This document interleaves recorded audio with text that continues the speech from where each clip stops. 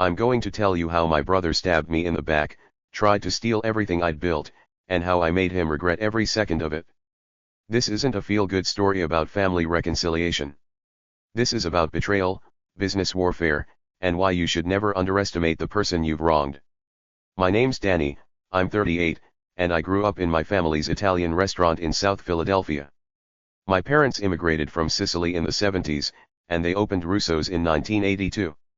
It was a classic red sauce joint, nothing fancy, but the food was authentic, the portions were huge, and the neighborhood loved it.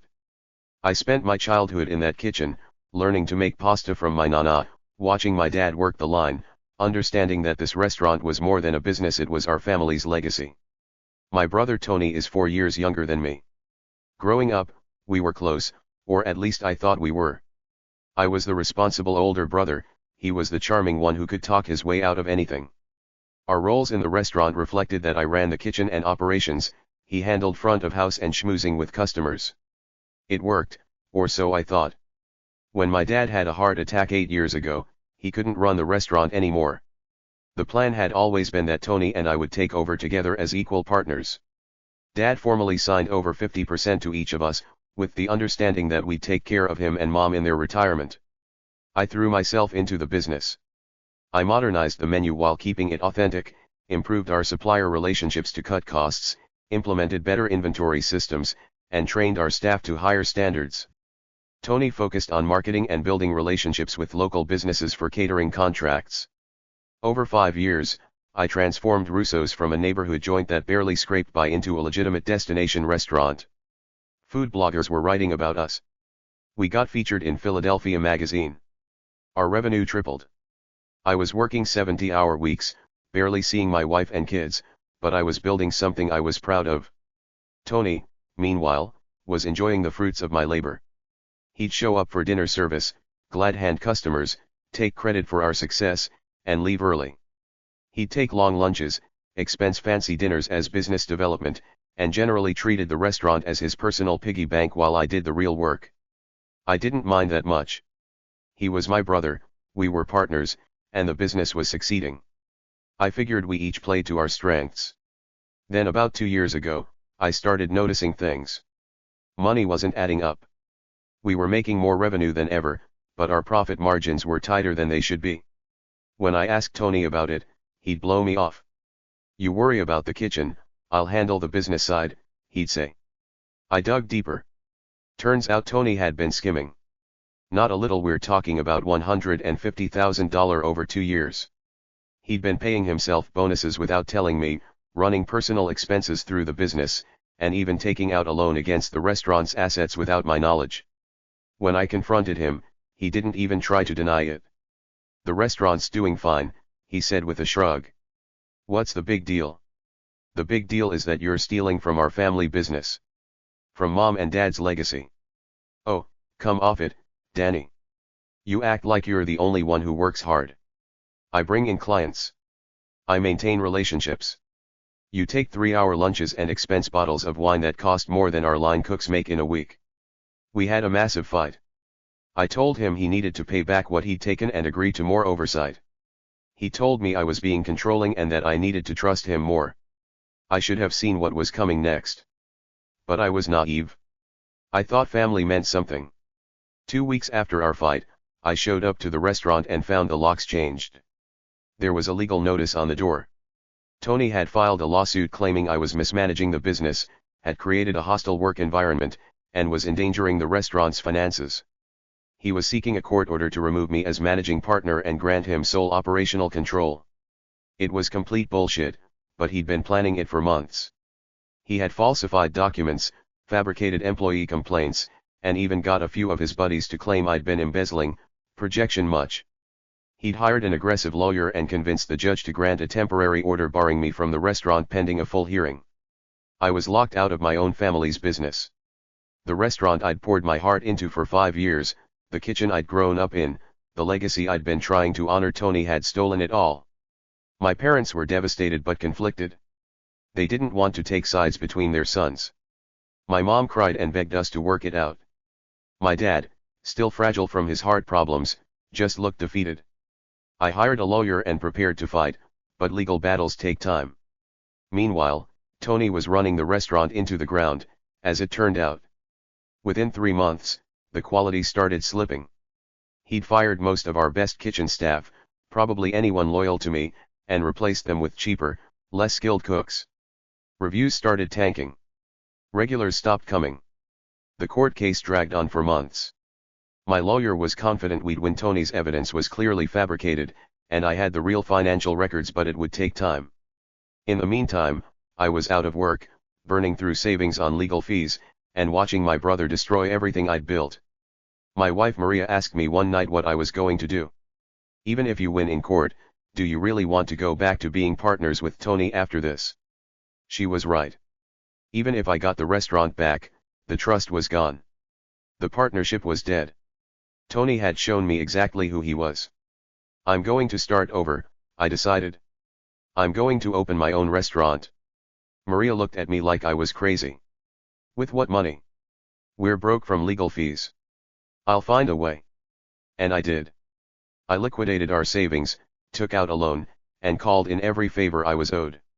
I reached out to suppliers I'd built relationships with over the years. I contacted the skilled cooks Tony had fired. Every single one agreed to come work for me. I found a location that had been a failed restaurant, got it for cheap because the landlord wanted a reliable tenant.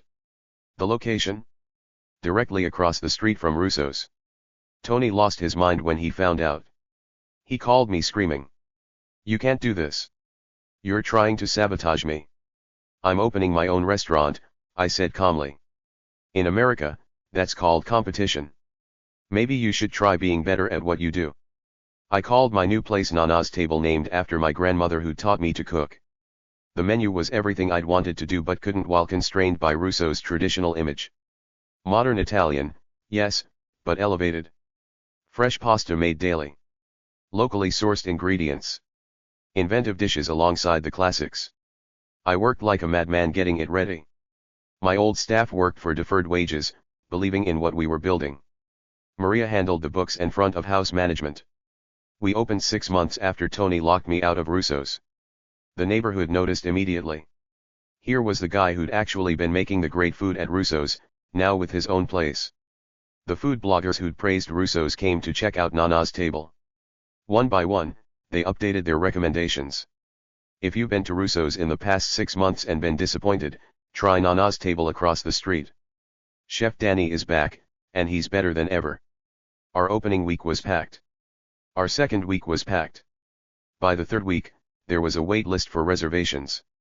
Meanwhile, I could see across the street that Russo's was getting quieter. Tony tried to fight back.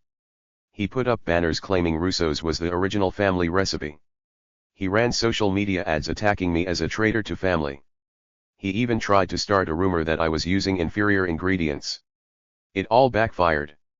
People don't like seeing someone attack their own family publicly. And when food critics directly compared the two restaurants, which several did, Nana's Table won every time. The food was better, the service was better, the atmosphere was better. Within 6 months, Russo's was struggling. They couldn't make rent some months. Staff turnover was constant because Tony was a terrible boss without me to balance him out. Reviews were brutal. Russo's has fallen far from its former glory. Whatever magic they had is gone. Try Nana's Table across the street instead. The legal case finally resolved about 8 months after Tony locked me out. The judge ruled in my favor on everything. Tony's evidence was fabricated, he had been embezzling, and he'd violated the partnership agreement. The judge ordered him to buy out my 50% share at fair market value, or I could buy out his share. Here's where it gets beautiful, because Tony had run the business into the ground, the fair market value of Russo's had plummeted. It was worth less than half of what it had been when he took over. Tony couldn't afford to buy me out at even that reduced price because he'd burned through all his cash and credit. So I bought him out.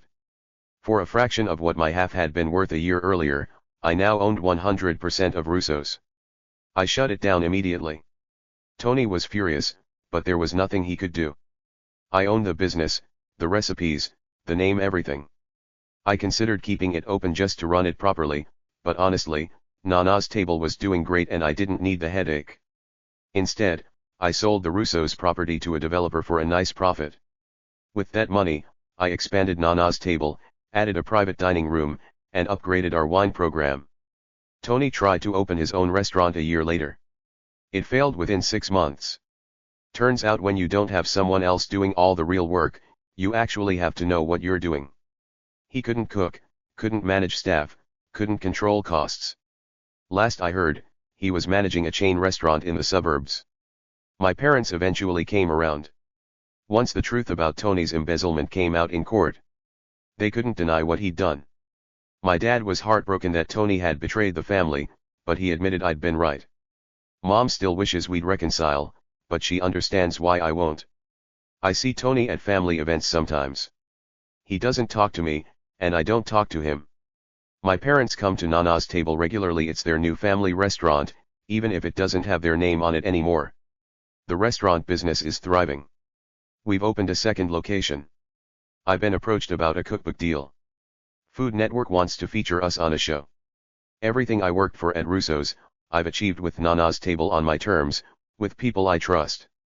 People sometimes ask if I regret how things went down, if I wish Tony and I could have worked it out. The answer is no. Tony showed me who he really was. He was willing to steal, lie, and destroy our family's legacy for his own benefit. He kicked me out of the business I'd built, thinking I'd just fade away. Instead, I came back stronger. I built something better. And I did it right across the street so he could watch me succeed every single day while his stolen restaurant failed. Was it revenge? Absolutely. Could I have opened my restaurant somewhere else, away from the drama? Sure. But where's the justice in that? Tony thought he could betray me and win. He thought because he was charming and I was just the cook, he'd be fine without me. He learned the hard way that talent, hard work, and integrity beats charm and betrayal every single time. My brother tried to take everything from me. Instead, I took everything from him and built an empire across the street. And every time I look out the window of Nana's table at the empty lot where Russo's used to be, I smile. That's not just revenge. That's justice.